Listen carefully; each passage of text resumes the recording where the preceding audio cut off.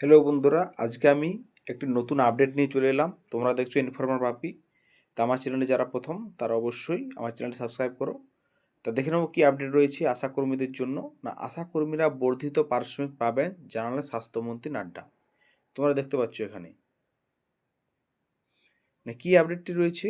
না, এই ঘোষণা এমন এক সময় এসেছে যখন সারা দেশ থেকে দাবি উঠেছে যে আশাকর্মীরা যারা শিশু ও মাতৃমৃত্যুর হার কমাতে সরকারের প্রচার কর্মসূচির মেরুদণ্ড, তাদের আরও ভালো বেতন দেওয়া উচিত। এই আপডেটটি কিন্তু ল্যাটেস্ট, তোমরা দেখতে পাচ্ছ 11 মার্চ 2025। দেখতে পাচ্ছ বন্ধুরা। তো দেখিনি কি জেপি নাড্ডার কী ছিল। না, মঙ্গলবার নয়াদিল্লিতে বাজেট অধিবেশন চলাকালীন রাজ্যসভার নেতা জেপি নাড্ডা ভাষণ দিচ্ছেন, অর্থাৎ রাজ্যসভাতে এই বক্তব্যটি নাড্ডা সাহেব দিয়েছেন। না, মঙ্গলবার রাজ্যসভায় কেন্দ্রীয় স্বাস্থ্যমন্ত্রী জেপি নাড্ডা জানিয়েছেন স্বীকৃত সামাজিক স্বাস্থ্যকর্মীরা অর্থাৎ আশাকর্মীরা আর কি বর্ধিত বেতন পাবেন। না, এই ঘোষণা এমন এক সময় এসেছে যখন সারা দেশে যেটা বললাম যে শিশু মৃত্যু মাত্র কমাতে সরকার মানে যে কর্মসূচি তার মেরুদণ্ড আশারা হিসেবে কাজ করছে, আরও ভালো বেতন দেওয়া উচিত তাদের।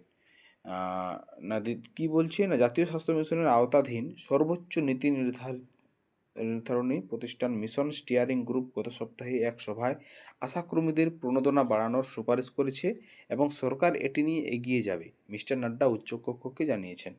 প্রশ্নোত্তর পর্বে তিনি এক পরিপূরক প্রশ্নের উত্তর দিচ্ছিলেন। আশাকর্মীদের কাজের প্রশংসা করে মিস্টার নাড্ডা বলেন, আশাকর্মীরা খুব ভালো কাজ করছেন এবং তাদের প্রতি আমার পূর্ণ কৃতজ্ঞতা, কারণ তৃণমূল পর্যায়ে তাদের প্রচেষ্টা মাতৃমৃত্যু, আইএমআর অর্থাৎ শিশু মৃত্যুর হার এবং 5 বছরের কম বয়সী শিশুদের মৃত্যু হার কমাতে সাহায্য করেছে।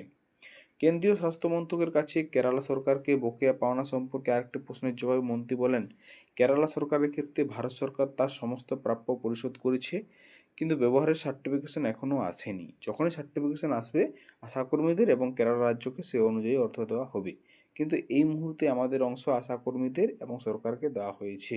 বিরোধী দলের সদস্যদের হট্টগোলের মধ্যে মন্ত্রী বলেন।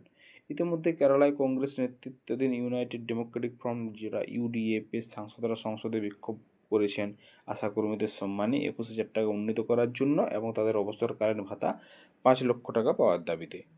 তা মোটামুটি বন্ধুরা, তোমাদের যেটা আপডেট, জেপি নাড্ডা সাহেব বলেছেন যে আশাকর্মীদের যেটা স্যালারি ইনহ্যান্সড অর্থাৎ বৃদ্ধি করা হবে, কিন্তু কতটা বৃদ্ধি পাবে, কীরকম স্যালারি স্ট্রাকচার হবে সে সম্বন্ধে কিছু আপডেট নেই।